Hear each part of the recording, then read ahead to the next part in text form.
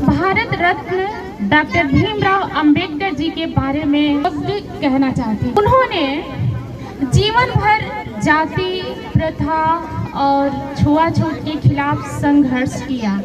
Doctor Ambedkar का जीवन हमें सिखाता है कि हालात कितनी भी मुश्किल क्यों न हो, अगर मन में आत्मविश्वास हो और लक्ष्य को पाने की जिद हो तो कुछ भी असंभव नहीं है।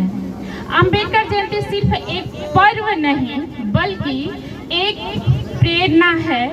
उन्होंने सभी नागरिकों के समान अधिकार दिलाने में महत्वपूर्ण भूमिका निभाई। एक बेहतर भारत बनाने की दिशा में आगे बढ़ने की।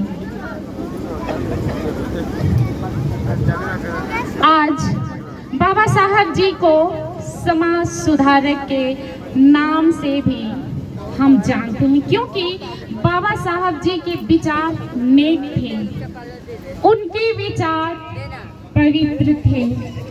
उन्होंने एक पिछड़े वर्ग जाति के लिए ही नहीं बल्कि भारत देश के हर एक नागरिक के लिए उन्होंने सोचा और विचारा और देश को आगे बढ़ाने के लिए उन्होंने बहुत ही काफी संघर्ष भी किया।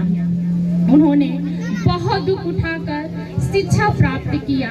हम भी बाबा साहब जी के संघर्ष से प्रेरणा लेने की आवश्यकता है और हमारे समाज के सभी बच्चों से मैं इस मंच के द्वारा आज डॉक्टर भीमराव अंबेडकर के शुभ इस जन्मदिन के अवसर पे जो हम लोग आज यहाँ पे एकत्रित हुए हैं, मैं कहना चाहूँगी कि अपने हर एक सचमुच में अभी जैसे कि अभी डॉक्टर साहब ने इस बात को कहा कि शिक्षा हमारे बच्चों के लिए बहुत ही ज़्यादा आवश्यकता है, इसलिए क्योंकि शिक्षा हमें समझने, बोलने, अपने अधिकारों को समझने में सहायक है।